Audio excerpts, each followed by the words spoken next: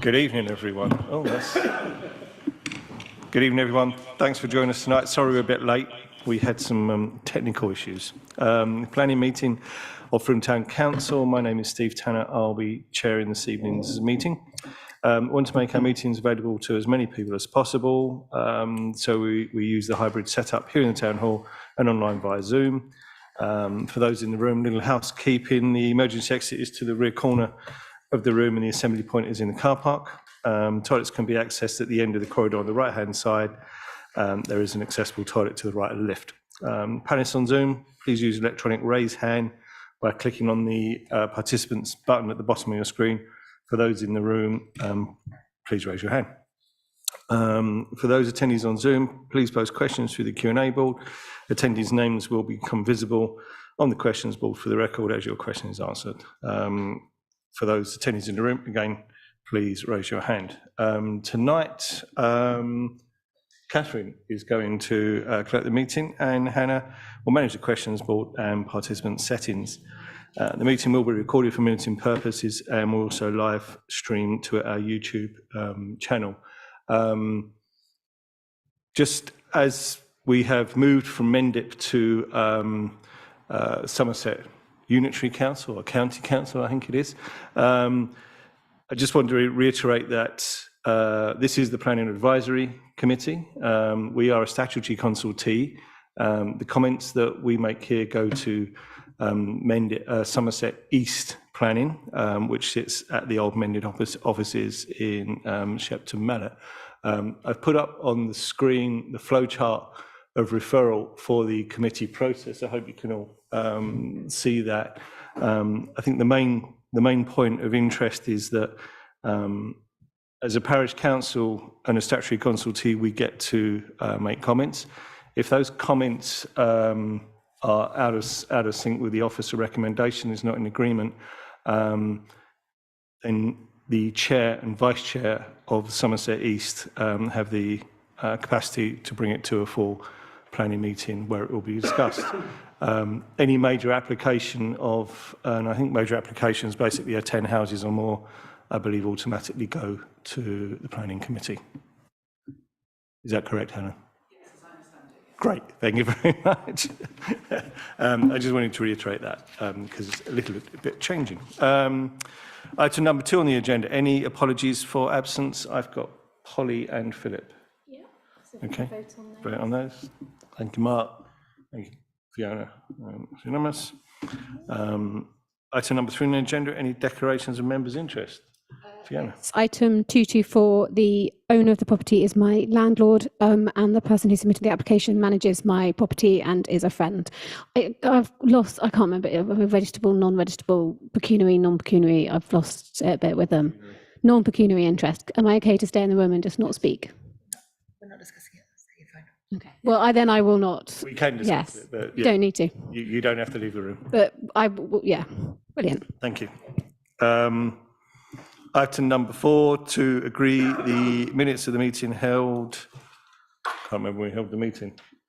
20th of April. Thank you, Fiona. Thanks, Lisa.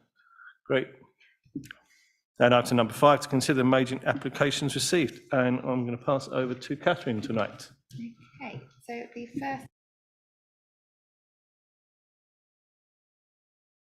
Start that again.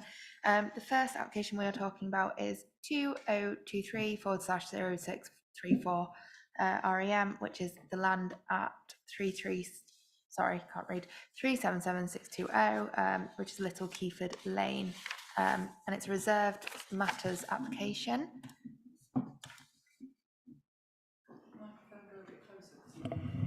Is that better? Perfect. So it's a reserved matters application, so it already has outline permission, so you can't object or support the initial application. We are just here to discuss the parking, open space, infrastructure and associated access. There are other matters which are yet to be determined and I assume will come following meeting. So I think we know the site quite well. It's here outlined in red. Site location, it forms part of the FR3, 3A. Yes, and it's the site, as I said, highlighted in red, and this is the site, proposed site layout. So it houses to the top of the site, a back corridor, and the attenuation pond and a green space to the bottom of the site. It sits next to two other developments, which I can't remember the name of. Oh, here is a better master plan site for you, so you can see the mount to the right. The one to the right is also David Wilson. Yeah, the one to the right is David Wilson. Yeah. The one to the north is a different developer who, Wayne Holmes, thank you. Okay.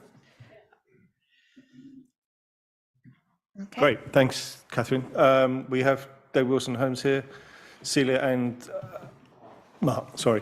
Over to you.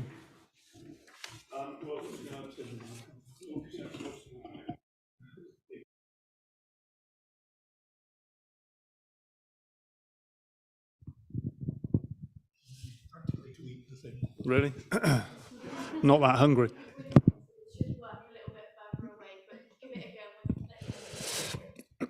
Right, so yeah, I was just going to briefly go through the proposal for you and then take any questions that you might have. So the proposal consists of 104 dwellings, associated drainage and open space. There are 73 open market dwellings ranging from 2 bedrooms to 5 bedrooms and 31 affordable dwellings from 1 bedroom to 4 bedroom. That's 30% provision. The highway access to the development off the Mount, the B3092, is approved as part of the outline application, and the layout has been developed from a comprehensive master plan which was prepared to encompass the 3 sites, the Wayne Holmes site and our other site to the east of the Mount. So we followed the principles of that master plan to develop the layout that's in front of you now. The proposal itself retains all the existing hedgerows around the perimeter of the site, and also allows for extended buffers to those hedgerows for the requirements for bat mitigation and back corridors and dark corridors as well. Sustainability for the scheme, we've incorporated electric PV panels on all the roofs, and all dwellings will be provided with air source heat pumps to provide hot water and heating.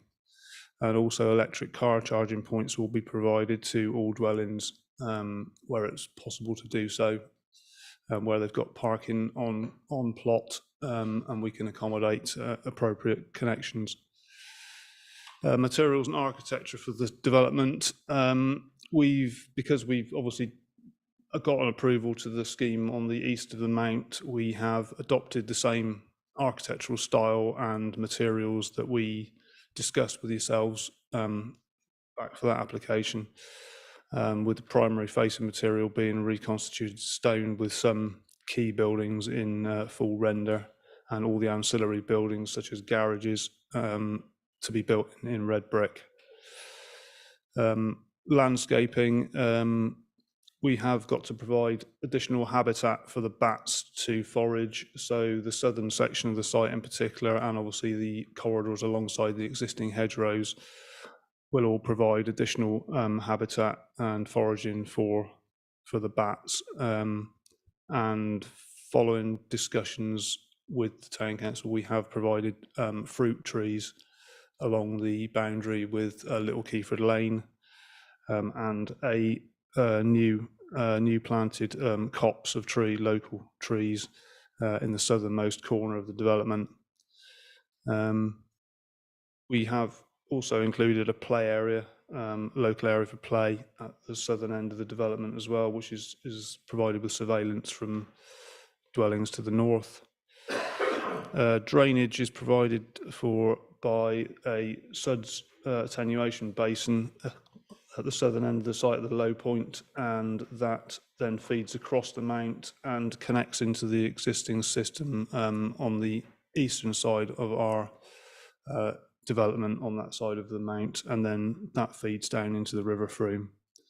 The foul drainage will connect also into the site we've got on the opposite side of the road by gravity into a foul pump station, which will then take that wastewater to the north into the existing system within Frome.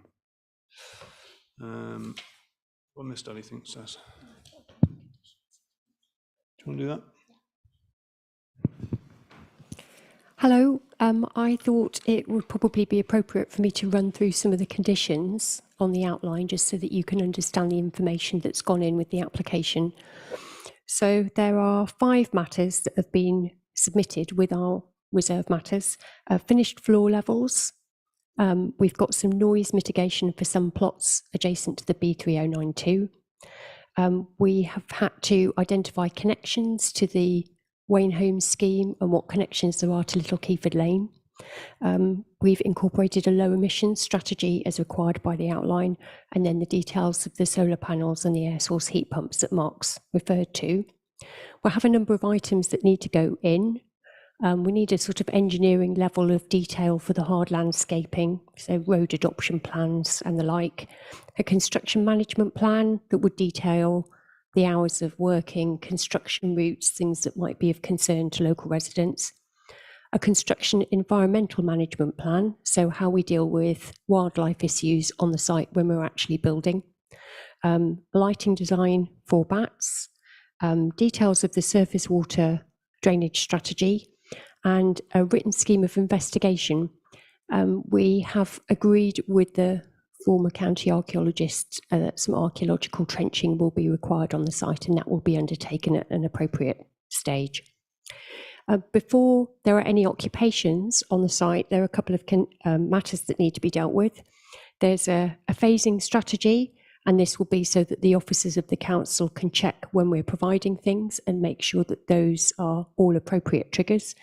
And also for the submission of a traffic regulation order for the B3092 to reduce the speed limit in the area of the access. The last 2 items are just details of the materials which we need to submit for both walling and for roof tiles, which will do closer to, hopefully, the determination of our reserve matters. Thank you. Great, thank you very much.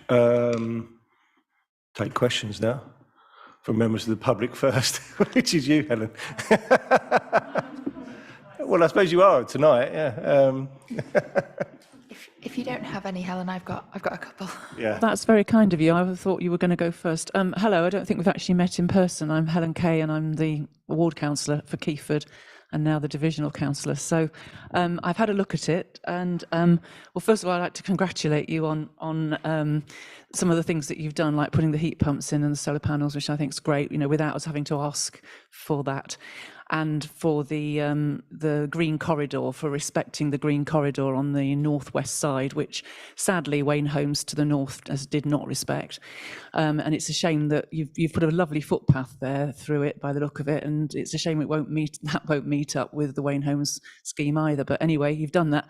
I think that my concern, which I raised at the outline meeting, was that and I think you've addressed it, but I just wanted to check, was that the access onto Little Keyford Lane, the pedestrian access, goes through a gate that's kind of hidden in the hedgerow, rather than, it looks like you've moved that access point slightly further north compared with where it was on the outline plan. I was concerned at where it was on the outline plan that it was going to come through a very steep bank, which is, it's caused by the lane being there for over 500 years, and it's kind of, the road has dropped relative to the bank, and I didn't want you to cut through that bank. I wanted you to come through a gate. You don't look as if you know what I'm talking about. So what I'm going to do is I'm going to send you a photograph of the gate, because that's what residents living opposite have asked for, that you go through an existing field gate, and you will find it easier, I think, as well, because the levels will be easier to manage, rather than having to cut through a high bank. I've also been approached by Selwood Parish Council, who are concerned about and you may have already been approached, I don't know, about the footpath to the south. On your map, right at the bottom, it shows woodland. That's actually been removed by the landowner, sadly, a few years ago. But there's a footpath that goes down through that woodland, and your original outline showed it linking a link up through past the play area. And they want to make sure there. We just saw it. I just want to make sure that you are going to keep that link coming through, because it means that people coming up through that footpath, the most direct way to go to the co-op or to any of the amenities in town would be to go through your estate rather than go down the lane with no name and then up Little Keyford Lane. And obviously we don't want them walking up the main road. So that would be great if that could go in. I wasn't clear about the houses facing Little Keyford Lane. I think you've got them facing Little Keyford Lane, and I know that's good practice, and I don't know what the rest of the committee think, but I just would prefer to have seen because I'm concerned about people parking on Little Keyford Lane, then walking through the pedestrian access to get to their houses, going down the footpath through the orchard to get to their houses. And I don't know what the rest of the committee think, but I don't know about having back gardens facing onto Little Keyford Lane and the front of the house facing into the estate. Because what you've got at the moment is parking spaces behind the back gardens for those houses on Little Keyford Lane. And I'm just wondering if, then it might be better if they were switched over the other way round. But I'm interested to know what other people think. So that was also in terms of parking. I know you've gone with Somerset County Council old standards, and you've given 3 parking places per house, but I kind of think that's a bit excessive. And personally, I'd rather see you can go in a bit lower, and it's acceptable to planning board to go in lower. And I think the outline planning permission was given on this site for 131 houses. Is that right? Or was that on the other side? I know one of them was 131 houses and one of them was 118 houses, right? And it looks like you've come in with 104. So I know this won't be popular with some people, but I'm actually interested to see, even in suburban developments, a higher density. What we've got here is quite a lot of detached houses with detached garages. I'd prefer to see more semis or terraces. I know we've got some terraces, like you've mirrored on Little Keyford Lane, and I appreciate that from the design point of view, some of the terraces there. But I'd rather see more terraces and the quota of housing go up a bit. I mean, as I say, other people may not agree with me on this, but in order to fulfill what the original outline planning permission was given, because we are looking to, we have got a housing shortfall, and I would prefer to see the houses on this field as per the outline permission given, rather than on another field somewhere else that ends up being developed because we haven't got enough housing allocation, housing supply going forward.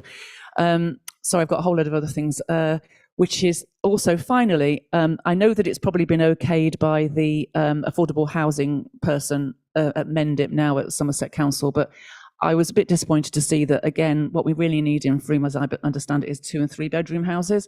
And there's quite a lot of, the proportion is sort of equal, seems to be equal to 2 and 3 bedroom houses and 4 and 5 bedroom houses. So I would prefer to see a few more houses.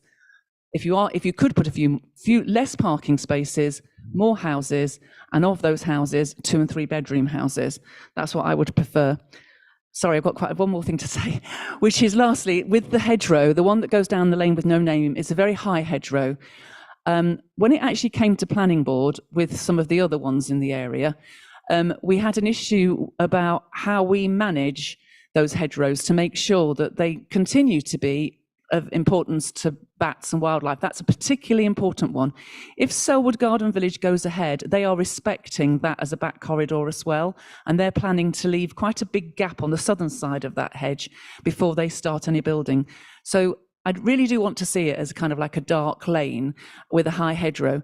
Now, when I tried to get the high hedgerows on the Curo development behind Sainsbury's maintained as high hedgerows, I was told it would be up to the management company to decide this, right?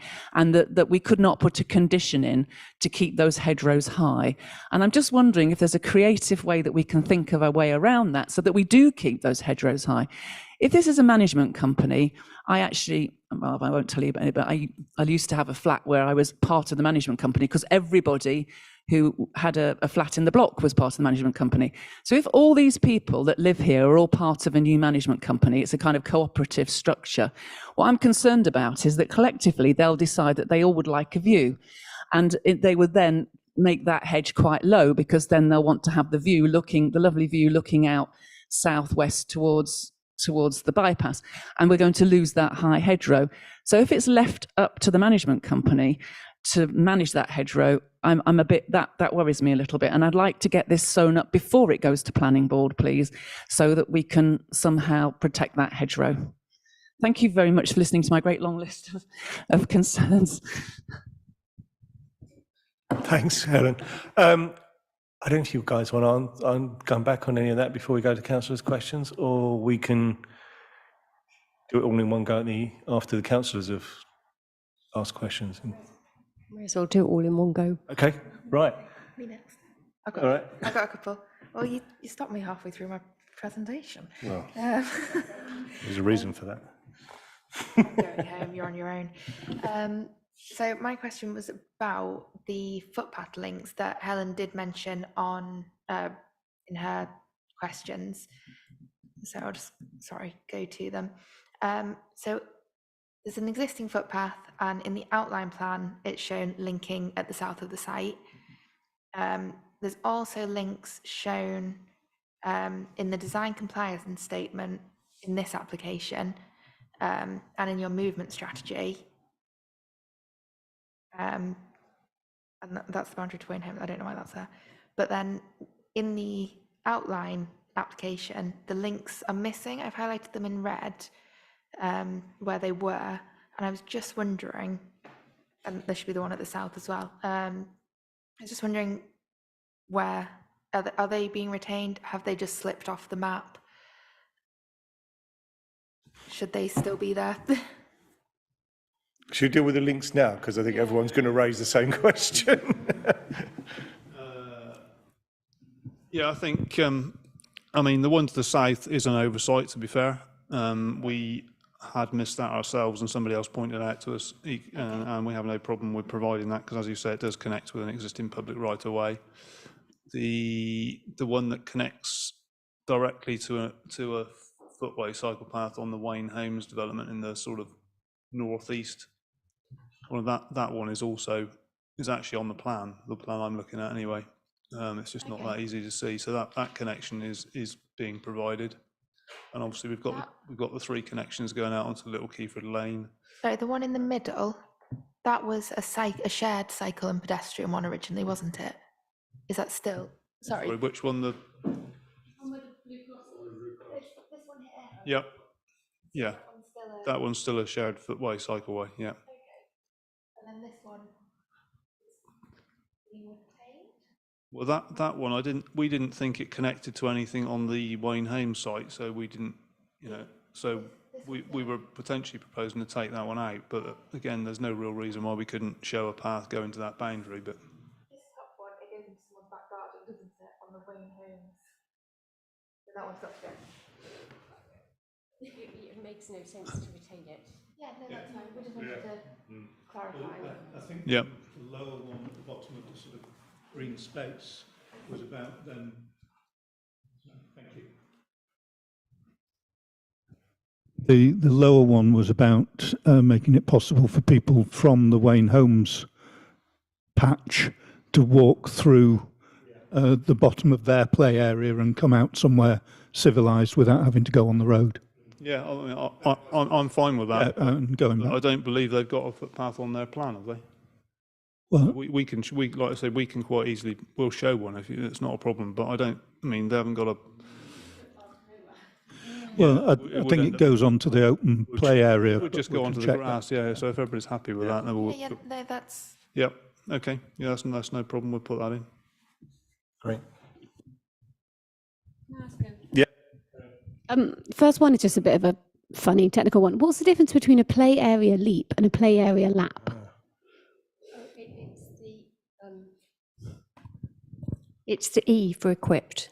So a lap is like a smaller play area. Okay. It may have some items on it they're usually more natural play, and then a leap is something that will be equipped. To age groups. So a leap is normally for like 8 to 12-year-olds, and Okay. a lap is more for 4 to 8-year-olds, that kind of age bracket. So the lap is on your. So the lap is the younger one, Yep. and then the leap is on the Wainwright one, and that's still staying as far as we're aware. Yeah. Okay. Okay. Brilliant. Can I ask what the breakdown of the houses are in terms of the bedrooms? How many of each you've got? Because sort of picking up on what Helen said. From an open market point of view, we've got 8 2-bedroom homes. We've got 40 3-bedroom homes and 25 4-bedroom homes. What about on the affordable? On the affordable, we've got. Sorry, that's 4 and 5. Yeah, so there's 11 that are actually 5-bed of those. So 14 4-beds, 11 5-beds, and then on the affordable we've got 10 1-bedroom flats. We've got 6 2-bedroom houses, 6 3-bedroom houses, and 3 4-bedroom houses. I mean, I really like that you've got 10 one-bedroom flats in there. I think that's really good. But on the open market site, it does feel very weighted towards the top end with 3 and 4 and 5-bedroom houses. I agree with Helen that personally I'd prefer, there's no 1-beds in that on the open market, and then more 2-beds. And I also actually do agree with Helen about if this is being developed, then I actually don't like the fact that the number of homes has been dropped, because the home's going to have to go somewhere, and this is already being developed, so we might as well make the most of it. And also I agree with Helen about the parking spaces. I mean, I don't know, we're trying to get more people to not drive, and giving 3 seems quite excessive for 3 parking spaces per house. Yeah. A garage is a car parking, but yeah, but well, that's a whole other question. It's just, to me, it does feel a bit excessive in terms of car parking. Generally, the smaller properties have got 2 spaces, and the 4 and 5-bedroom homes have got 3 spaces, because the likelihood is you'll have more cars. So I think. I mean, I think there is also a real need for the smaller homes in Frome. That is something that does come up regularly in research, especially on the affordable side, which is why it's great that you've got 10 1-bedroom flats, but there's no 1-bedroom anything on the open market and very few 2-beds, which is concerning, because I think that will be reflected in the prices, and that means that people will be priced out as well.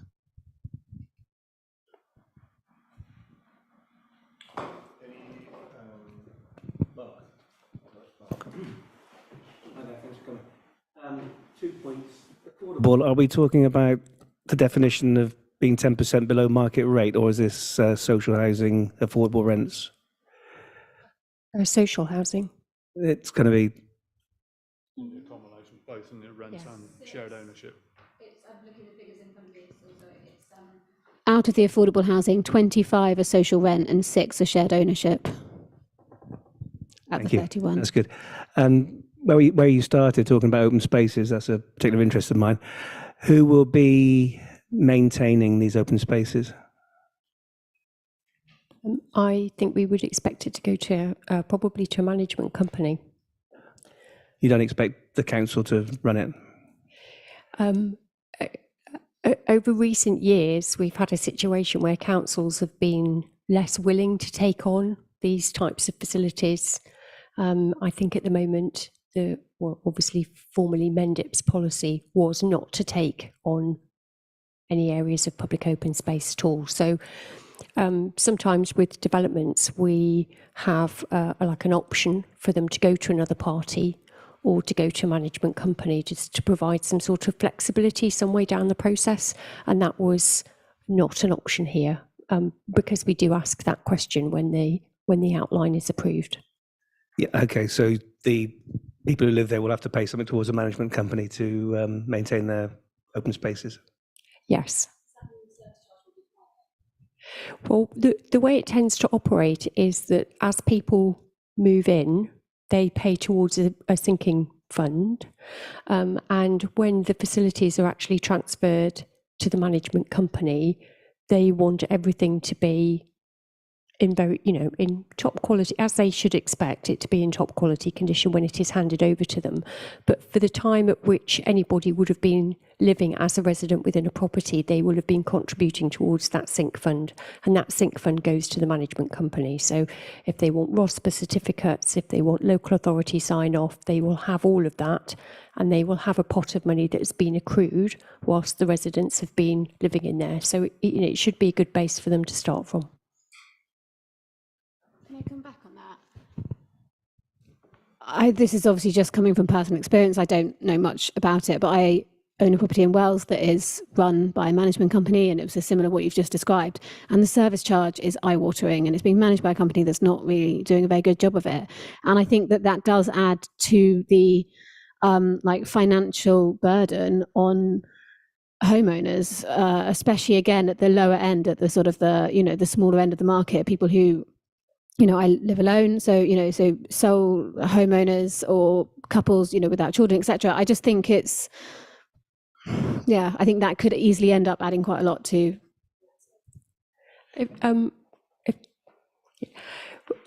When we experienced the transition where local authorities wouldn't take these spaces anymore, quite often their fear was that the management company would go bust, and then they would be left to manage an area with no public open space commuted sum to support that.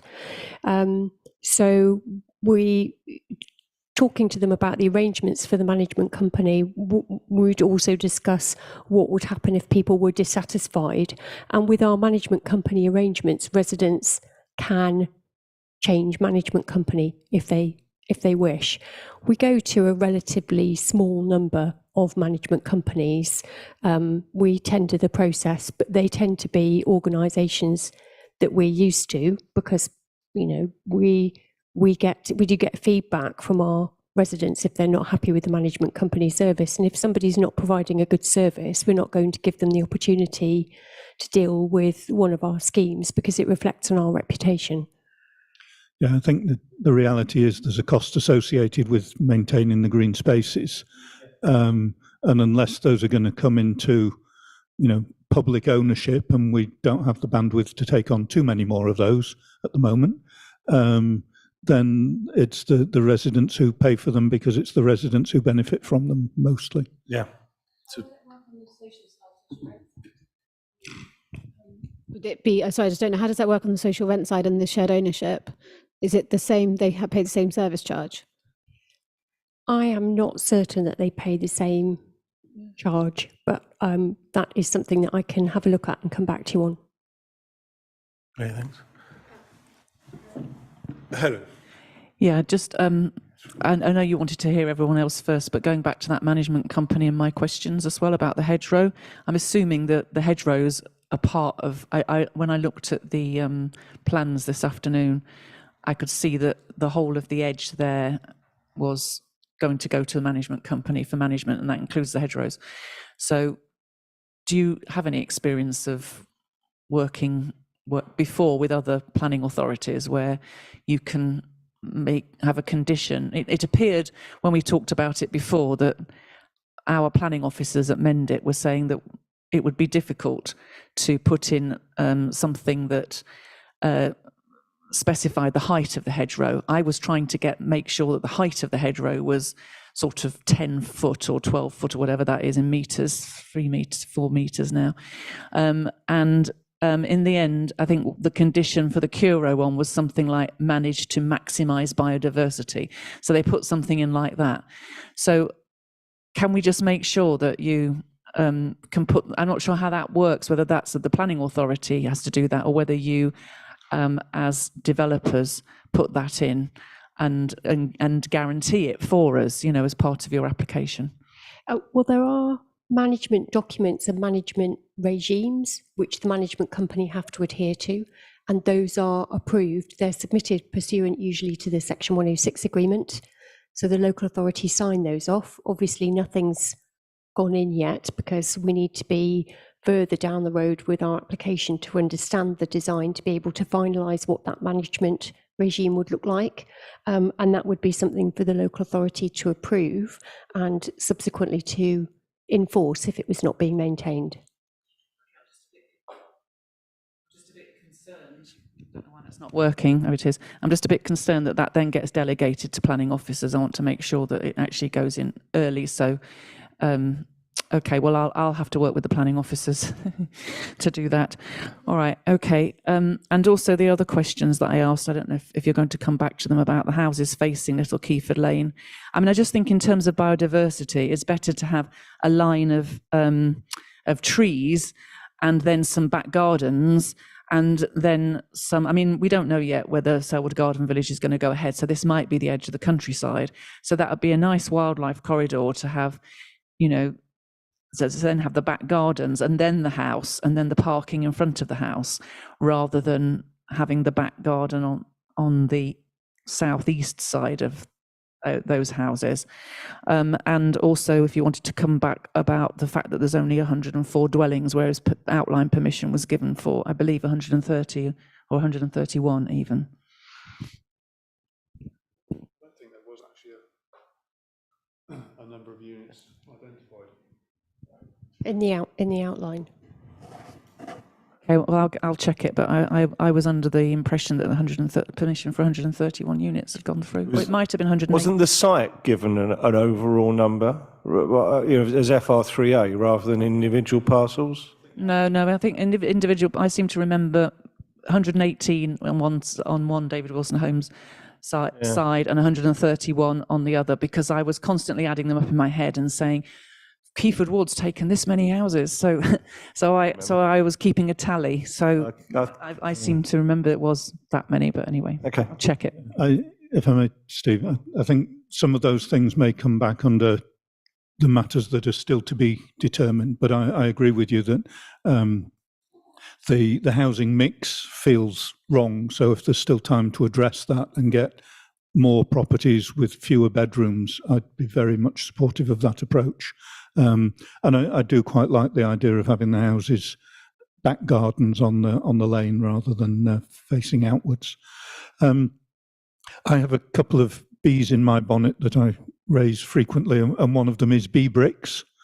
I don't know whether your designs include bee bricks and Swift bricks and those sort of things. The Swift bricks in these, okay. And I'm also Hedgehog highways. Of course, yes, yeah. Also keen to see if you can install rainwater capture as part of the development rather than allowing everything to flow off into surface water drainage. I know it doesn't cost householders much to put it in, but it's even cheaper for developers to throw it in while they're putting the drain pipes up. You mean rainwater ducts? That kind Yeah. of, yeah. Following on from that, I just have a quick question about the rainwater goods. In the materials list, it says that the garage doors and the front doors are going to be black, the side doors are going to be white, the rainwater goods are going to be white, and the window frames are going to be white. But on the elevations, they're shown as black, all of it, except the fascia boards. Oh, I can zoom in this.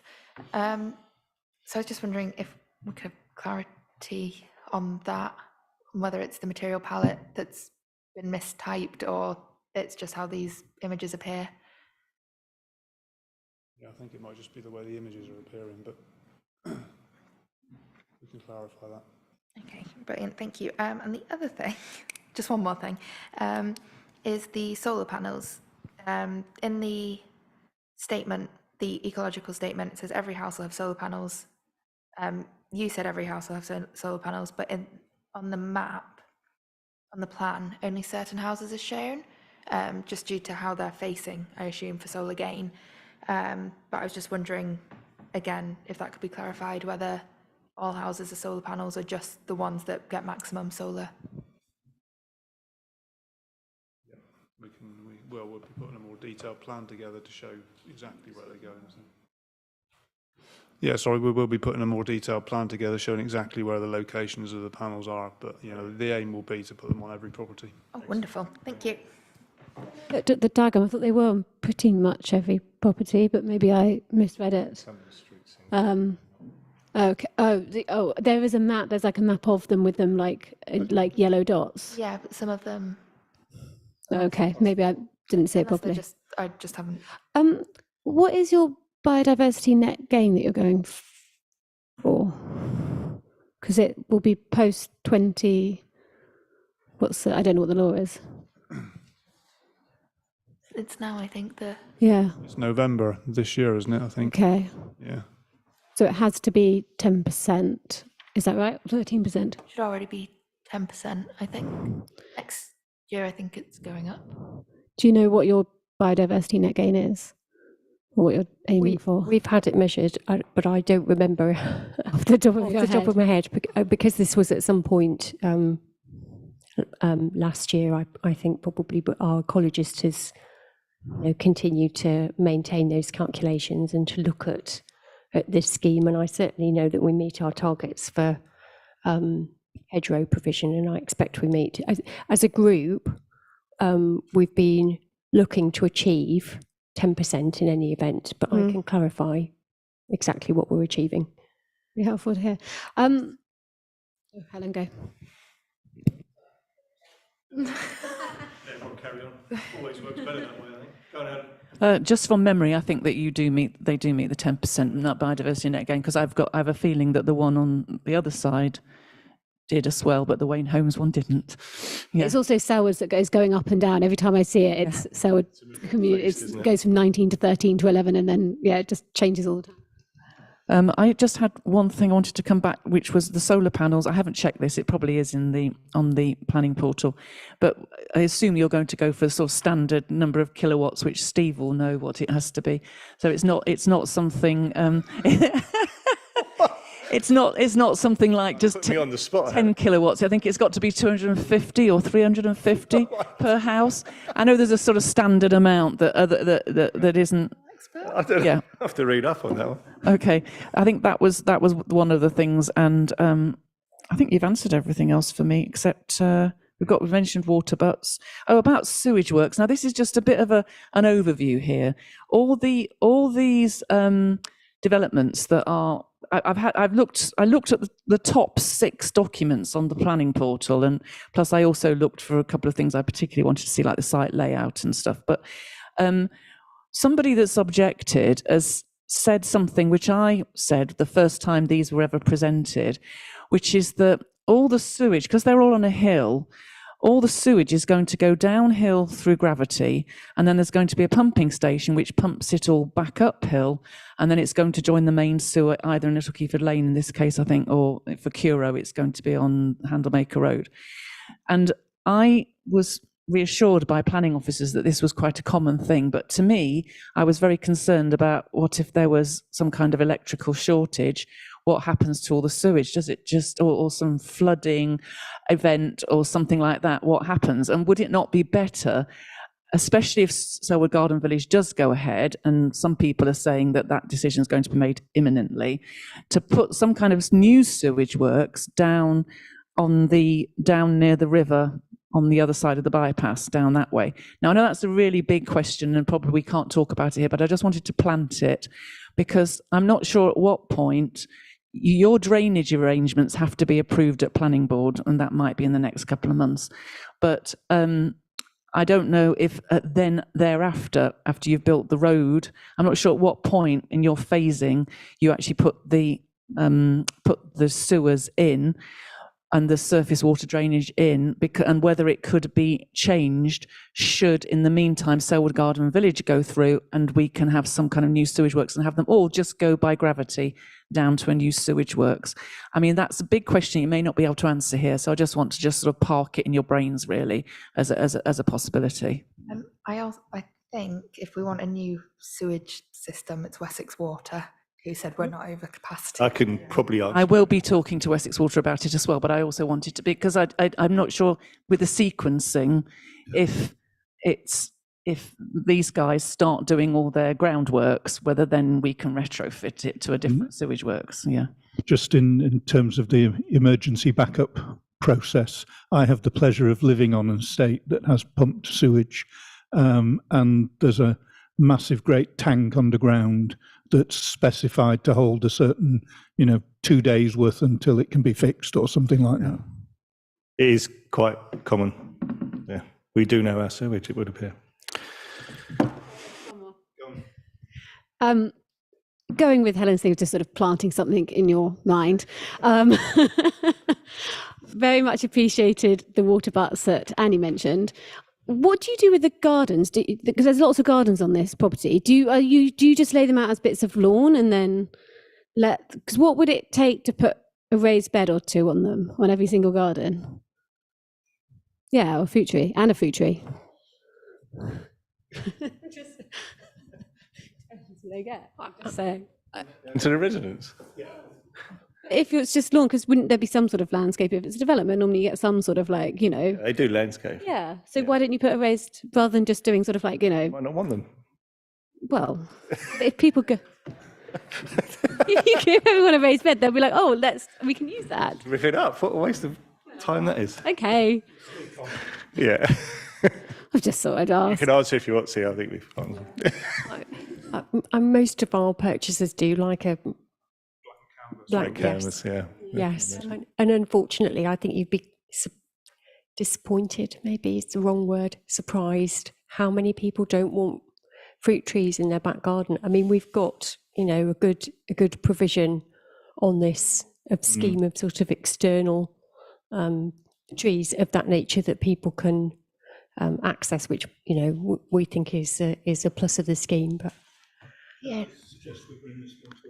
I was just about to, actually. I just want to say something. It was just for Fiona. In terms of gardens and things, we can ask that permitted developments removed, which prevents people ripping up things like trees and gardens and just willy-nilly. Okay. Right, I think we can bring this discussion to a close. I think, thanks. I think I haven't got any questions because you've answered all the questions that I had, which is normal. How do you want to vote? Well, just as a wrap up, so councillors, forgive me for, I'm not hearing any real major objections from what's coming through. Yeah, I think there's a few bits of clarification that we would want, but I think overall, I think we're broadly, we don't really have any major objection. Would that be fair? I think. Well, I think that's something that we can put, as I say, as no major objection, but we can itemize that. Lisa. Just to quickly say that having seen a few schemes come through, this one gives the best nod to kind of where we want to go in terms of climate and considerations in that space. So thank you. Yeah, and I know we've met several times and noticed that the 2019 is the code. Is that how long will it we've been discussing this? Gee.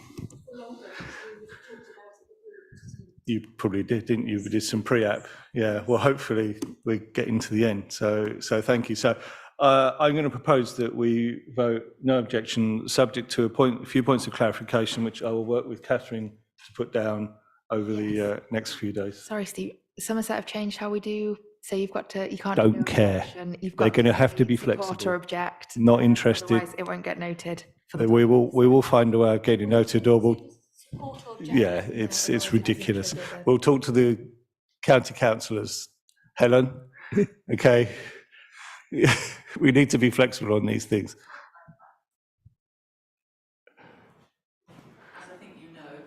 Yeah. Even though my councillor's corner piece was at the very back of the paper, in with all the adverts for plumbing, it was. We are going to be reviewing the new planning rules in October, and it is one of the things that I will bring up about the fact that as various other councillors have complained, because the councillors also have to object or support, and then you're kind of out of the game. Absolutely. If you're on the planning board, I mean, I daren't object or support to anything because I'm on the planning board as well. So that's why I'm here tonight, because I want to just bring my concerns and make sure that you address them before it comes to planning board.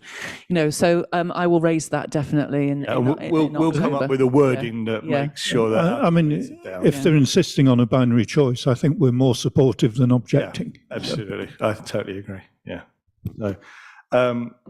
So if we could vote on that, please. As I'm going to propose it. So thank you, Mark, for seconding it. There you go. Thanks very much indeed. Thank you. Catherine, we can sort that out. Yes, I will. Thanks very much for coming. Thanks for your time. Thanks.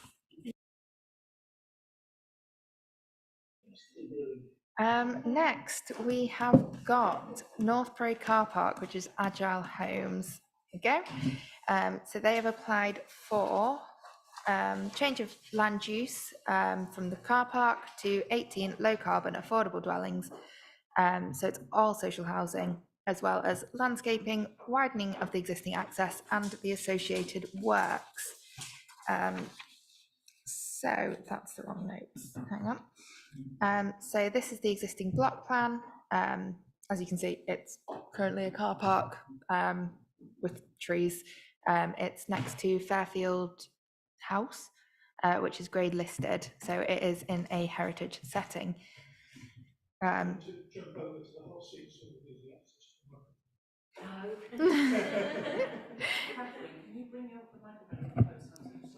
It's okay. And this is the proposed block plan. So as you can see, they are retaining half the site for parking and half for housing. And these are the plans of their houses. So there's 18, no, there's not 18. There's 2-bed terraces as well as flats, which are 1 and 2 bedroom, I believe, or all 2 bedroom. And then this is the first floor. So the houses are 2-story and the flats are 3-story. It's the roof plan. Some proposed landscaping. So they are proposing to retain all the trees on site and they'll be pruned and pollarded to fit around the houses. They're not proposing to dig foundations for the houses. They'll sit on the car park to hopefully avoid disturbing the roots. The only concern regarding that is whether the services for the housing run above ground and are insulated to protect people, or they run below ground. And if the services run below ground, which is that is when the roots of the trees, and therefore the trees are at risk. So a in detail root survey needs to be done for that. And these are the proposed house plans. So again, terrace houses, very compact kitchen, living room, dining, 2 bedrooms, bathroom, just normal terrace house. And again, flat plans, which incidentally are very similar to some I designed for my university project last year. But if they're also clad in terrazzo, I'm saying that I'm not. So this is the proposed elevations. You can see the college behind. Lots of greenery. Again, proposed elevations. You can see the slope of the site as well. And then they're just more in detail elevations. And then site section, again, it's a car park, there's not much to show in regards to the existing sections. And then on the other side, it obviously drops down to the railway. Sections of the flats. Oops. So that is that. And they've already had pre-application advice from Mendip, as well as carrying out community engagement. All the homes are supposed to be low carbon and social rent, as I said before. And then we've had a few, sorry, I spoke to Rob earlier about the trees. He said it's a concern about the darkness, the trees overshadowing the houses. people saying that's fine, then moving in, and then it not being fine and trees being felled. We also need to get clarification about the access to Millennium Green, because currently our rangers use the access that would be blocked by this proposal. So we do need an access left, otherwise we can't maintain Millennium Green. There's no vehicular access otherwise. And then there have been a few objections from residents, which include the loss of parking, the design not being suitable for the conservation area, and it being a conservation area, so it should be left. There were comments from Neil Howlett, which I forwarded on to you, and the Civic Society as well. I've got hard copies if anyone wants a read. But I think that's everything I've got. If anyone's got any questions. Did you want to say something? We need unfortunately, you need a microphone so the people online can hear.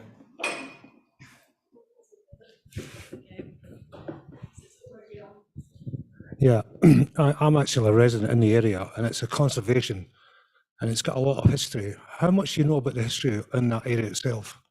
Between North Hill House, North Hill Mews, and Father College. There's a big, big history attached to it. Mm-hmm. And it was owned by the family who were the most successful family, not in Frome, but in Somerset. My house was built around about 1830. Father College is about 1880, and that came from the planning department.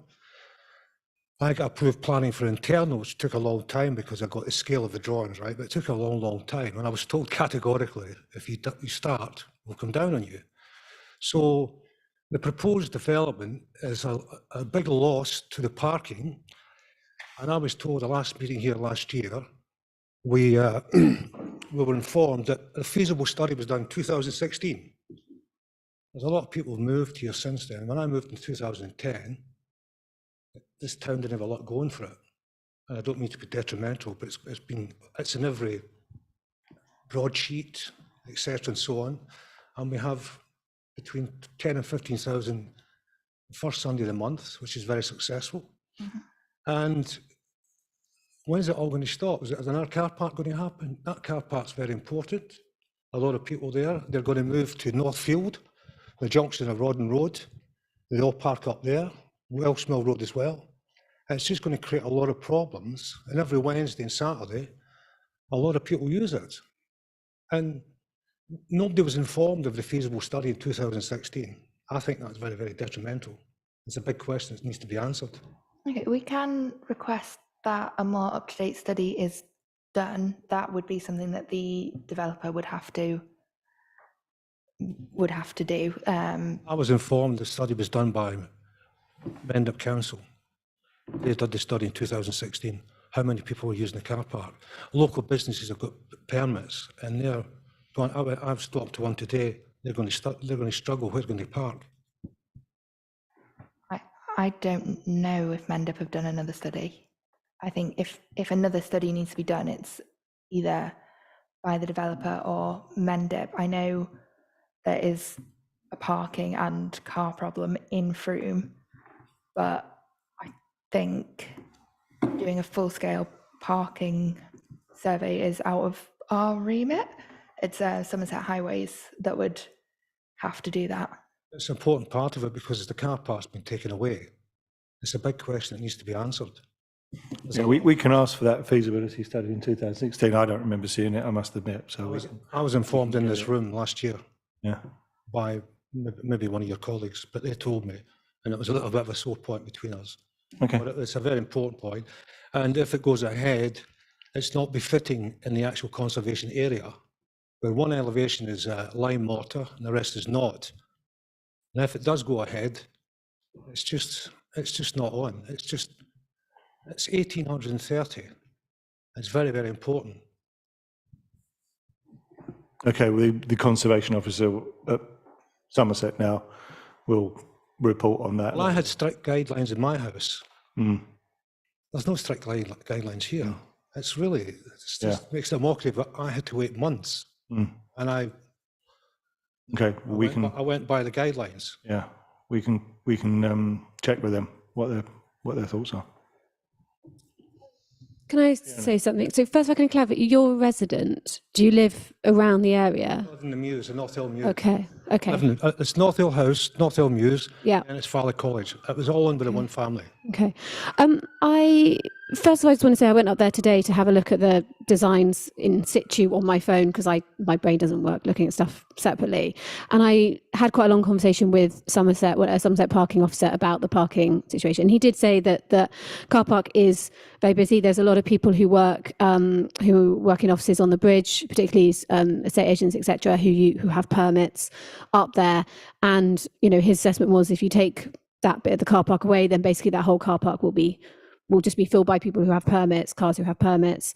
At the moment, the same amount of car park is being taken away because they're doing work on the railway and the bridge and stuff.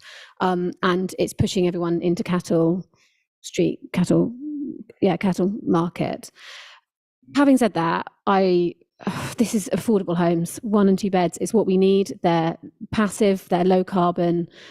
I think it's a fantastic design, and I think ultimately, to me, it comes down to this is what Frome needs, and I think the parking is a real issue, and we need to understand it. But that's also Somerset County Council's issue, and they need to have a look at it and do a proper survey. But I really, really like it, and I think the low carbon, passive use of solar gains is fantastic, and it's what we need. It's 18 affordable houses that we desperately need in Frome, and it's 1 and 2 beds.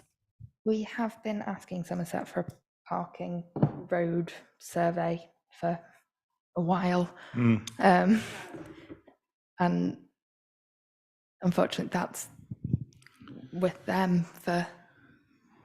Yeah, It might, now we've changed the unity, we might get some movement on that. yeah. I mean, I think it's been clear to all of us that parking and the way cars move around this town is a really critical issue and needs some attention from the Somerset Council to address. Having said that, I am of the opinion that actually to get this number of starter homes, affordable starter homes, it's a trade-off, but it's a trade-off that I think we should be making because this town does have a housing crisis. There are, the number of people in town who are sleeping on sofas because they can't get council housing, the people who are staying with friends, the people who are having to move miles out of town in order to live. The pressure on housing is huge. And yes, the pressure on car parking is huge, but I think car parking should be solved in different ways, either by finding different spaces or by reducing the car usage rather than leaving car parks in the centre of town when we could be having people living there. Okay, thanks, Tony. Any other, Mark, any other questions from anyone? Any other comments? Helen? Only to say that, as I understood it, this was part of the affordable housing proposals that were put forward by Mendip District Council, and there were a big fuss about them on the Mount, etc. It was one of those. This wasn't. It was mentioned, but it wasn't in that block of It wasn't. Okay. of land. Yeah, it was sort of mentioned, but it was taken to one side. That's it. Yeah. Oh, okay. I misunderstood. Okay, because otherwise they would have done a parking survey after 2016 if that were the case. But I don't know about when the last parking survey was done there. All right, sorry. Okay. Okay, thanks. Anyone else? Hello, sorry. I'm doing my dissertation about affordable housing in Frome. Would you guys be able to help me with that?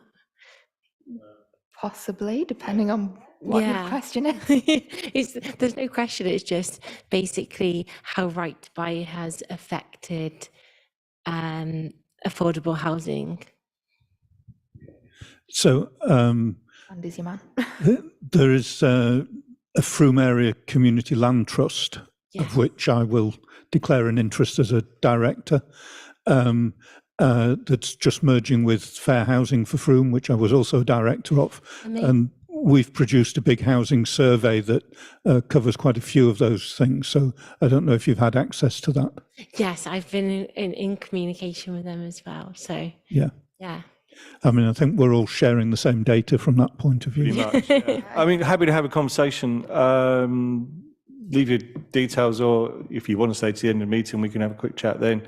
But yeah, I mean, I'm sure someone can give you some data or some, give you something to work with. There's, as Andy said, there is a lot of data out there that's been done by various people Amazing, yeah. that you may have access to or may not, that we can point you in the right direction. That would be brilliant. Thank you so much. No problem. Again, Somerset are our overlords who have everything. Do. Sorry, we've got Sam Turner, who's from Agile, with his hand up, just whatever. Right. Okay. Hello, Sam. Can you hear us? Can you? I can hear you. Can you hear me? Hello, Sam. Yeah, we can hear you. We can see you, I think, as well. I can't see myself, but You're in thank a you. car. I am. The irony won't escape you that I'm sat in a car to call into this meeting. I just wondered if I could help clarify a few things regarding the transport assessment that we've submitted to with the planning application, and some of the points about the design of the development. So there was a transport assessment submitted with the planning application, which did look at the number of uses of the car park this year, 2022. So that was last year, and found that the car park is generally very underused, and for most of the last 3 years has been occupied by a COVID testing centre and now by Network Rail. And so car parking is not necessarily suffering that much from that. I can't speak to where other people are parking if they're changing their patterns, but there will be 20 spaces allowed for public parking and 18 spaces there for the residents to park in. So there will still be parking retained on site.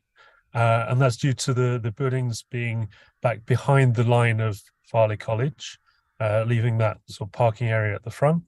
And that, I guess, leads on to being part of the conservation area, and that we're trying to make sure that the buildings are behind that tree line, retaining those trees, so that there is they provide as little intrusion into that conservation area as possible. The Farley College has already extended with a timber-clad classroom. The moment you can see in the middle of that drawing at the bottom of the screen. Our cladding will be a very similar type to that. We'll be following that sort of style. All of the building will be timber-clad. I know that in the public consultations we showed the option to maybe have some areas or some buildings rendered. But we've chosen, for maintenance reasons and for aesthetics, to go with an all timber version. And that also leads into some timber buildings that are across the railway. We've submitted an updated heritage assessment that generally tells a lot about the history of the site. So we're quite aware of the history and the importance of the area, and generally finds that by setting back and by sort of the limited scale of the buildings and the material treatment that is generally a positive contribution to that area, and especially by providing these affordable homes that Frome really need. Just thinking back through all the things that have been said, there's a brief mention about the daylighting inside the homes. In the design and access statement, we did quite an extensive study on the daylighting within the homes. We used a Velux software that can measure the daylighting in there throughout the year. We then added to that the trees and sort of how much of the percentage of daylight will be cut out by those. All of the homes pass the British Standard assessment, so they should have plenty of light in them. Apart from the 2-bedroom terraces right in the centre of the terrace, some of those homes, their living, dining, kitchen rooms don't necessarily quite meet it in the depth of the plan. But right at the edges where the kitchen worktops are and the main part of the living rooms are, there are plenty of light all the way through the summer. And that's just because in summer the trees have a higher percentage of leaf coverage, so less of the light gets through. But we'll understand that the days will be brighter in the summer, and so that might be more of a benefit in the solar shading that it provides to prevent the homes overheating. So we don't expect the residents to be too concerned about those trees cutting out their light. They're already under a tree protection order, so we're keeping them, and they provide a great acoustic barrier to the railway as well. Just going back to more that was spoken about, we build from screw piles. We don't necessarily build off of the tarmac on the car park. We will retain as much of the tarmac as possible because it's the best root protection that we can have below the buildings to stop any weeds coming up. But we would cut out holes and we'll drill down with a steel pile that will generally go around the roots, and the buildings are far enough away from the roots that no major roots will be affected. Minor roots will be pushed aside, and that will be how the buildings are supported down to the bedrock. So they're permanently fixed, but those screw piles are recyclable, so we can take the buildings away at the end of their life, take the screw pile out, and we've essentially left no footprint in the area. So yeah, all of the buildings are made of SIPS panels. They're sort of lightweight timber frame with straw and wood fiber insulation. So they're net stores of carbon and will be highly insulated. We'll use triple glazed windows as standards, and we're looking at the sort of energy supply to them to make sure that is renewable as well. Have I missed any of the points that you had queries on? I think the only one you haven't touched on is our rangers' access to Millennium Green. Yes, of course. That was again mentioned in the community engagement event. We've done we adjusted the landscaping there, so the path along the north of the site, where this section is taken on the top there. I don't know if you can get back to a plan of the site. So along that top edge, we're leaving the tarmac for that most of that grey bit on the top left. That's where the bin lorry will come in to collect the bins from the bin store there. There's some bollards there that we've set to be removable, and the width along that path is just enough to get the access equipment that would be used in that park. So there isn't necessarily space for the van and the trailer to come in and turn around on our sites, but they can stay in the car park, and the mower can definitely drive through that area. And if really needed, a transit van could get down there. But we'd rather that was kept as a pedestrian and cycle route mostly. But those bollards will be removable. They might need to upgrade the ones already on the sort of access path at the edge of the site where it gets to Millennium Gardens. Sorry, Sam, and sorry to disturb your holiday. That's all right. That's all right. The services, yes. Are they going to be underground or above? And So route survey.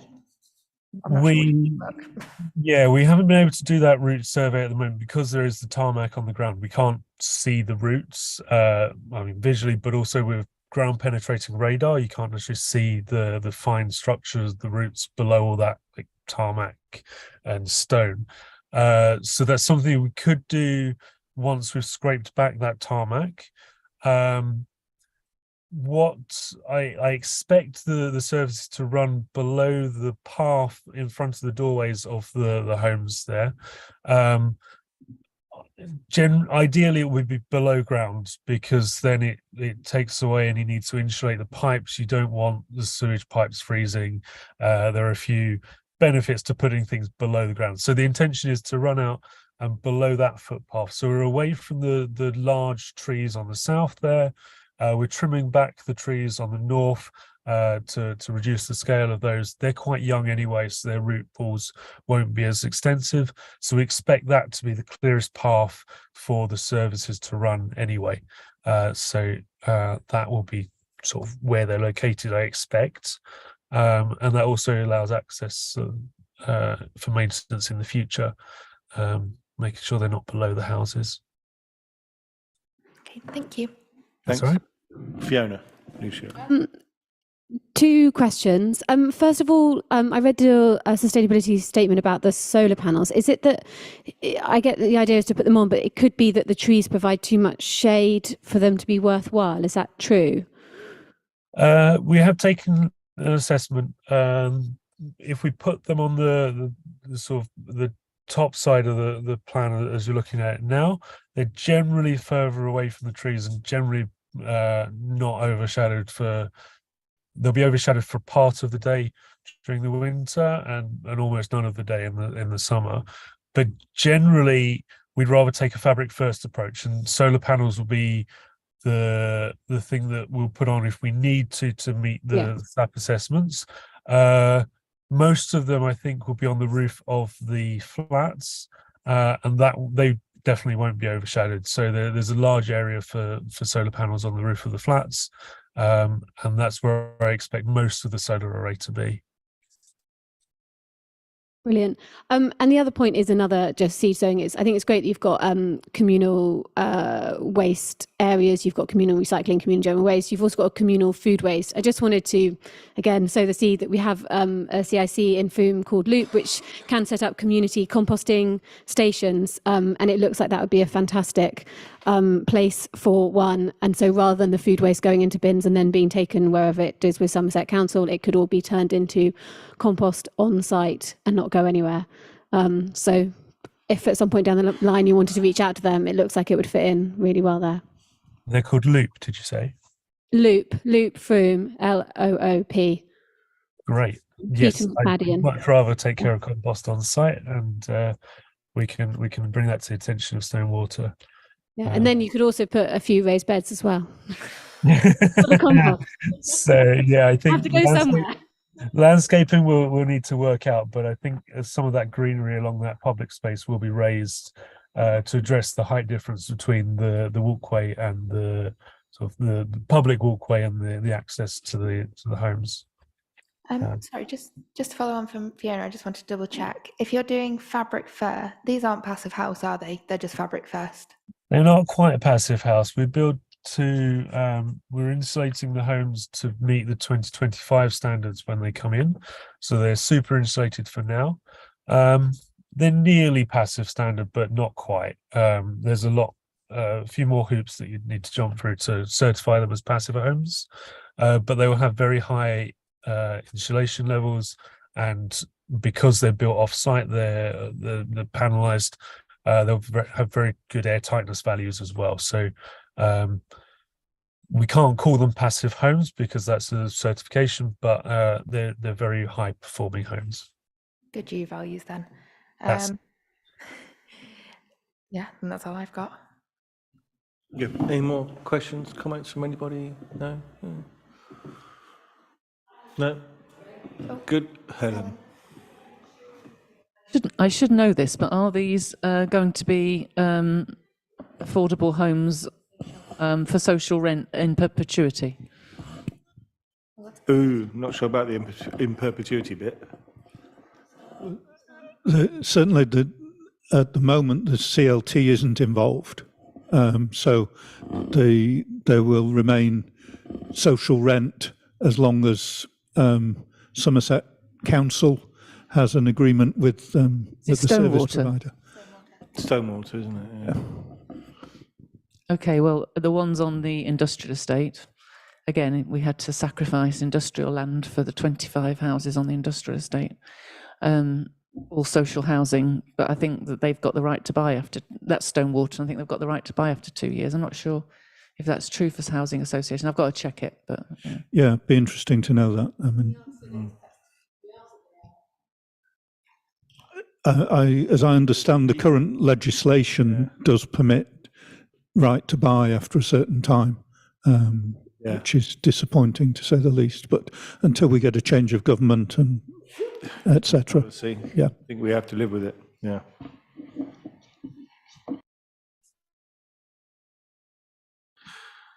I don't think we're hearing any major objections to this one either.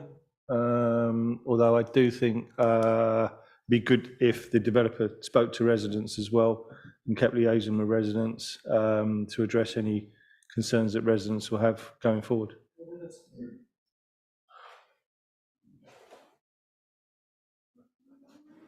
We did speak earlier before the meeting when I first came here. We spoke, yeah, and I was wondering how many people online, because I object to everything what's going on.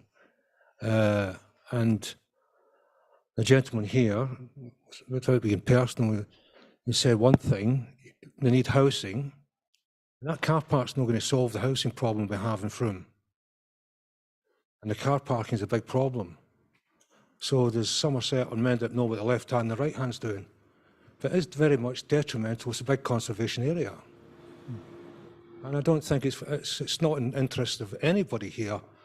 And the parking, there'll be a scramble what's going to the left, a dozen or so. And if you've got 18 people there, there are 18 cars.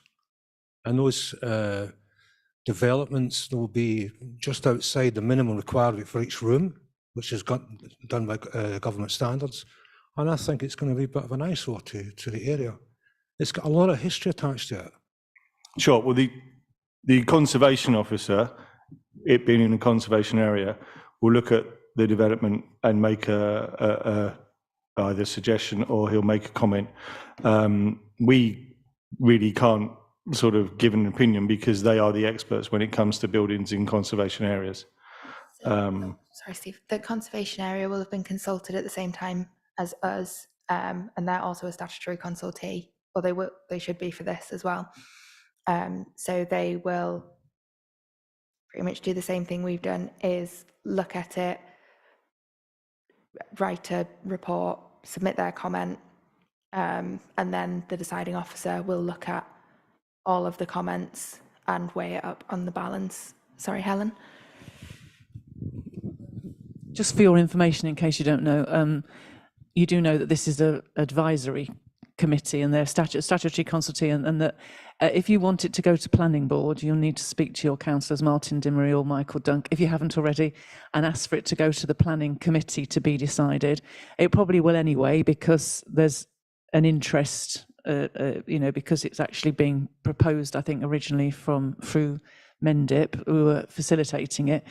But also, I have one other concern, which I've only just thought of, and it's probably the highways people, but it's where Welshmill comes out. It's just opposite near where Welshmill comes out, and that is a slight concern to me about the extra traffic. I mean, at the moment, presumably, there's cars going in and out anyway, but if it is an underused car park, and that's debatable, there will be an increase in cars going back and forth once these houses are built. So that is a slight concern to me. I don't know if the highways people have written their report yet. I don't think they've commented yet. Oh, right, okay. So there's still some comments to come in yet. All right. So this is not a deciding body. Yeah. Thanks very much for that, because I'm inexperienced in this, but I'm a fast learner, and I just want to get my views across. Sure. I don't know, but I will be doing a lot of research into the process. Yeah. And I'm sure I'll be back with other people. So I don't mean to be detrimental in any way whatsoever. I do get a bit anxious. I don't speak very often in public. But I'm a wee bit concerned. I've lived there for a long time, invested in that house. And I'm big concerns. And maybe I've got the wrong feeling, but this is the way I got it tonight is the decision's already been made. Well, we don't make the decision. Yeah. And I'm trying to thank the lady on my left here because. Yeah. But I think you were out the room when I went through where we stood in the planning process, but we are just a statutory consultee.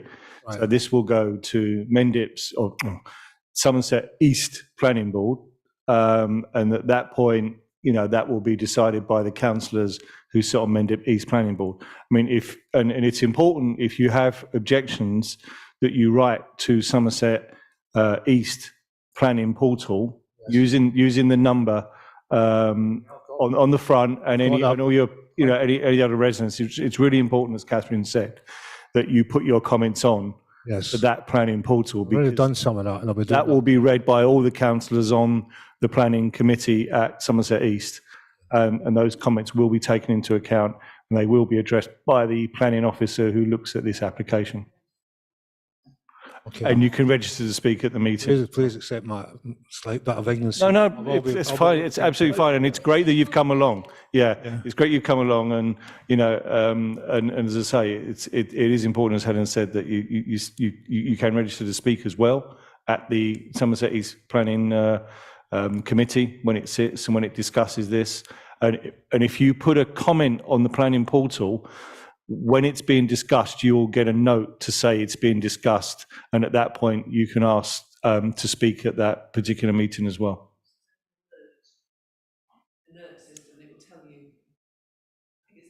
Is it an alert? I thought you automatically got a note if you put a. It's only if you appeal, sorry, if it goes to appeal. All right, okay. Commented, you'll get a notification saying it's going to appeal. Do you want to change your? Thank you very much. Thank you. Thank you very much for coming along. We do really encourage members of the public to come and join us and share their point of view, either online or in person. It's great to have you here. Thank you. Thanks. Yes.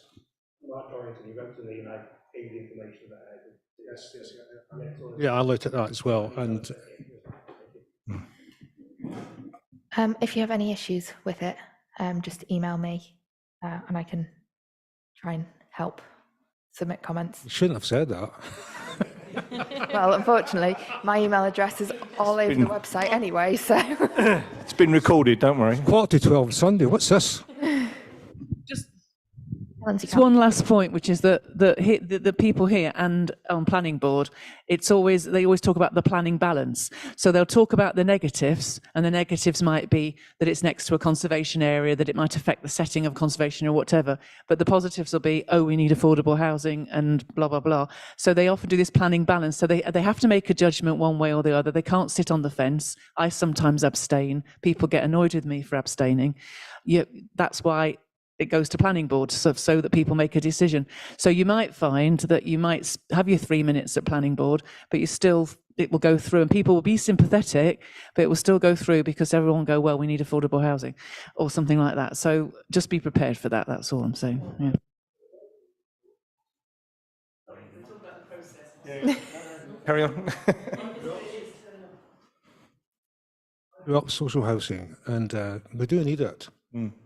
When I just think the left hand back to the right hand, and it is in the middle of town, it's a very dangerous road. A lot of the school kids are going up there as well, and it's going to cause the whole thing. I don't think has been thought out very well.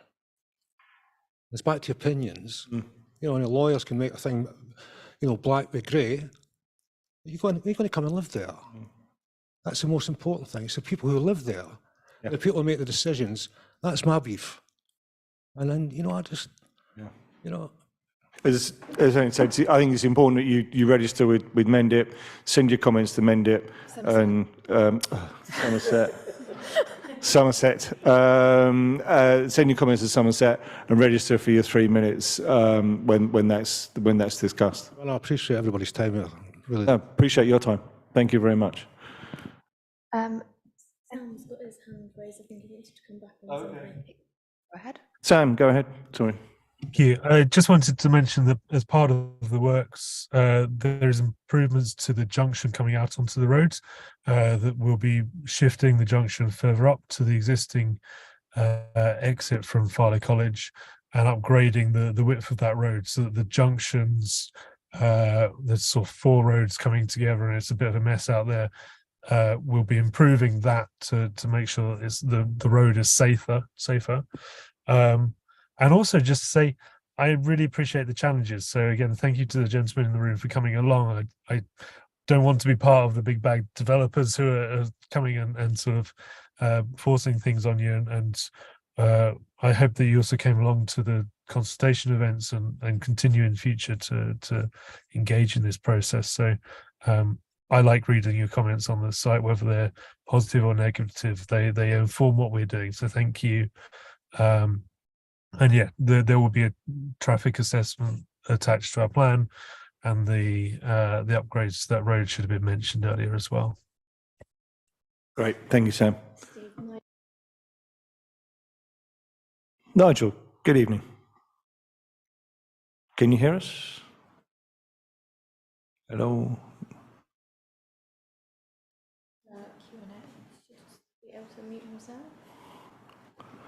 Hello, Nigel. Can you hear us? I can hear you. Can you hear me? Yep, just about. Carry Okay, on. good. So Go ahead. just to elaborate on the point that Sam has made there around the entrance, the works, the entrance have been part of a discussion with Somerset County Council Highways as part of its 278 agreement to make improvements to that junction. So that should be a positive benefit in terms of traffic and management for that area. Great. Thanks very much for clarifying that. Can we catch Okay, a and quick just question while sorry, it's online? the next point is I believe that there was a parking study undertaken in 2019 by Mendip. So I think there was a later version than 2016 that was referenced earlier in the conversation. Okay, thanks. We'll try and trace that. I got one of the councillors got a question for you, Nigel. Okay. Hi, Nigel. We were talking earlier about right to buy legislation and the anathema that is. Is there anything we can do to work with you to make these social rent in perpetuity? Okay. I think there's a technicality under, as it's an RP, I think it's technically right to acquire rather than right to buy. I'm not sure if Stonewater are still on the call, but they're probably the best people to answer this. But I'm not sure if there's anything we can do to prevent the statutory application of right to acquire. But yeah, I think it's a question for Stonewater to respond to. Yeah, I mean, as I mentioned earlier, and I'll declare the interest, I'm involved with the Frome Area Community Land Trust. And if there was a way that we could work with you, maybe to acquire the freehold to the CLT, if that would secure these in perpetuity, it's a conversation worth having. Yes, I'm pretty sure Stonewater would be happy to have a conversation with you. But as I say, I'm not sure that we'll be able to override any statutory obligation that they might have to comply with the right to acquire legislation. Sorry, just to jump in, Catherine, or another Catherine, has said that the affordable housing provision will be secured by Section 106 agreement. So hopefully that means in perpetuity and not. Okay, we can look into that. Look into that, and I suppose Stonewater, if it goes ahead, will be the people for the CLT to contact. That will be a business decision between those parties, I think. Right, should we wrap this one up? Are we all clear? Steve, I think I remember last time we looked at when this was first mooted, they did a parking survey and said there wasn't it wasn't used very much. And as Nigel just referred, it was in 2019, and we all know what happened in 2019. So nothing was being used very much then. So that was quite, I'm not sure we should take those figures as representative of now. Also, good point. On that point, more people have moved to Frome since 2019 for various reasons. So.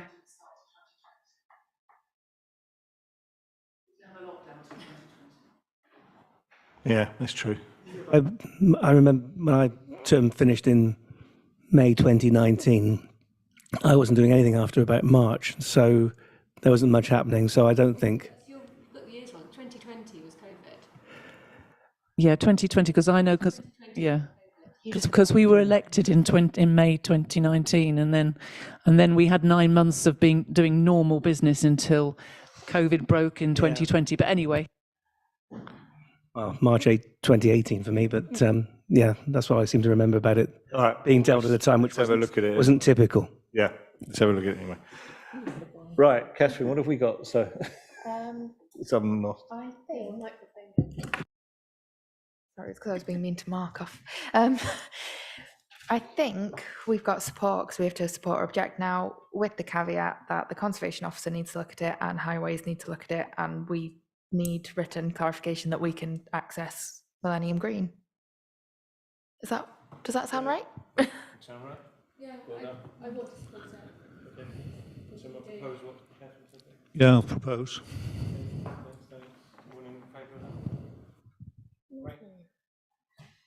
So, hang on.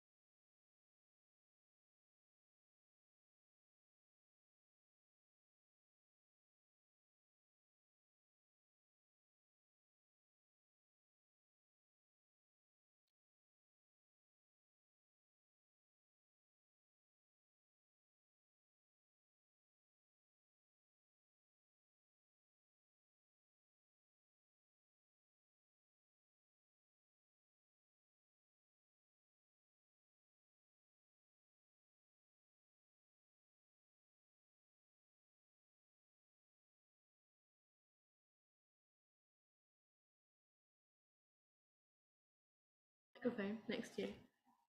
Oh, so what am I doing? Just saying. Oh, one more thing to discuss.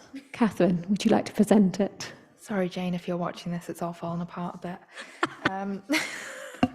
The final one we've got to talk about is 221, which is 1 Springfield Court, Berkeley Road. It is a proposed second-storey extension, single-storey rear extension and detached garage. Surprisingly, there have been no comments from neighbours. I don't think the garage and the rear extension will have much of an impact. However, I think the second-storey extension is too high. I think it'll be overbearing on the 2 bungalows either side, and it's going to dominate the street scene. So as you can see, it's on Berkeley Road, just opposite Selwood Academy. It's that, like everything on Berkeley Road, it's in quite a large plot. This is the existing ground floor plan. So it's a bungalow with a garage that's sunken down to a lower level, which you can see on the elevations here. And this is the current section. So typical bungalow. They are proposed, this is the proposed site plan, so you can see the mass is quite a lot larger. The garage to the front and the extension to the rear. These are the proposed plans for first and second floor, so they'll be increasing bedroom space hugely, big kitchen diner at the rear, as well as extra parking with the garage. And those are the proposed roof plans. These are the proposed extension, proposed elevations. So as you can see, they have completely changed the look of the building. Just to be clear, when you talk about first and second floor, are you treating the garage as if that's ground floor, or are you using American terminology? I don't know what I meant ground and first. I don't know what I'm talking about. No, I meant ground and first. Sorry, I should have known better. But you're right. I mean, it's There's an underground garage, and then yeah. But it is a massive growth. it is a big growth. Yeah. That is the section which I think you can really see how much larger it is, because they've also included loft space. And this is just a snip from Google Maps, which I think shows quite clearly how, because it sits forward of the bungalow to the left, it's going to, once it's 2 stories, can you see my mouse? It's going to completely overshadow and dominate the front of this, which again you can see on the plan. It's just going to jut right in front of it. The Civic Society don't like it at all. I can't find their notes, but their objecting is the surmise of that. Yeah, the height will be overbearing detrimental impact to neighbourhood single-storey properties to the northeast. And combination of materials and elevation is unnecessarily fussy and incoherent.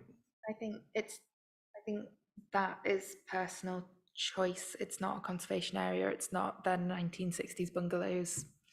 It's not, that's not the end of the world. I think their first point, however, stands. Can you go back to the elevations, please? Yes. The original or the proposed? Proposed.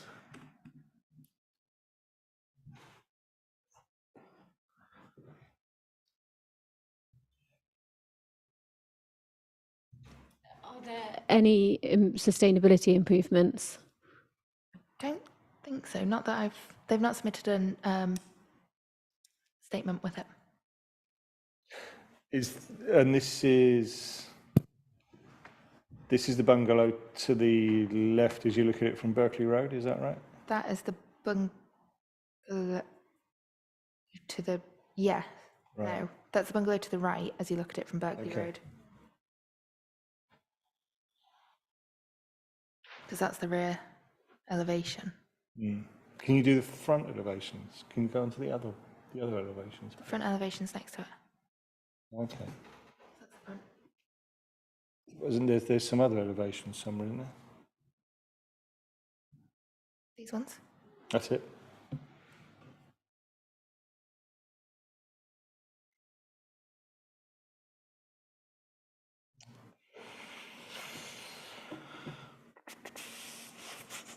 Any questions? Any comments?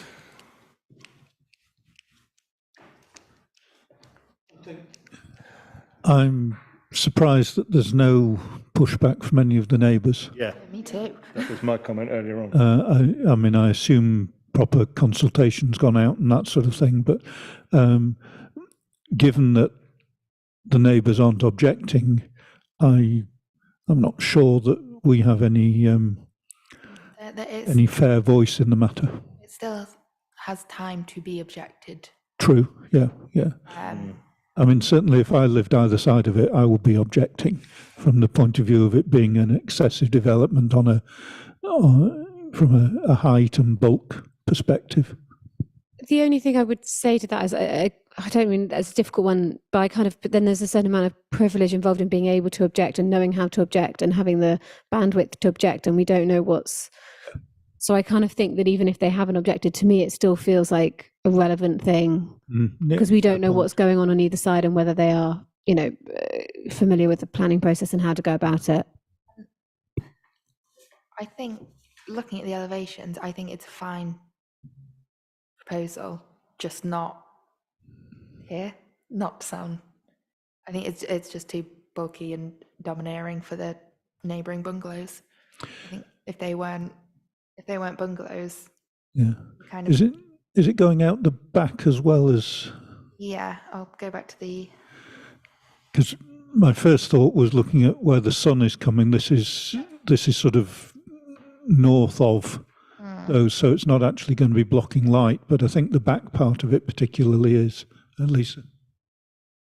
Yeah, the wall to the side of that's going to be adjacent to number 2, Lawns Wood, I think, is going to be overbearing, isn't it? I mean, I think it's sort of. Can I just come in here? Yes, sorry. Looking at the consultee list, I mean, it is, but it's quite extensive, the consultee list. We in the sense, Fiona's point of not knowing whether the people on the other side are familiar with the process, it could also be that those people see that as an opportunity to perhaps raise the value of their houses and do similar extensions. So just to put a balanced argument there, that it could be that provides an opportunity for the neighbouring houses as well. Yeah, it is pretty much opposite the entry. This curve here at the top is the driveway to the school, school. isn't it?